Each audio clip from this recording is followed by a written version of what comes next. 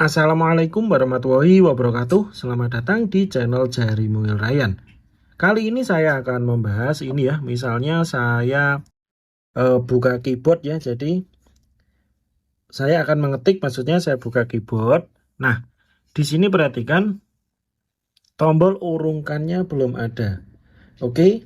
Nah, yang saya bahas yaitu cara memunculkan tombol urungkan di keyboard. Oke. Caranya yaitu perhatikan di sini keyboardnya sudah terbuka. Bisa dipilih yang ini, oke. Kan muncul seperti ini, perhatikan lagi. Nah, selanjutnya di sini bisa dipilih saja. Urungkan ini digeser ke atas ini, oke. Nah, dia sudah muncul ke atas, jadi tadi ditekan dan tahan, geser saja ke atas. Oke, apabila sudah ini coba kembali saja.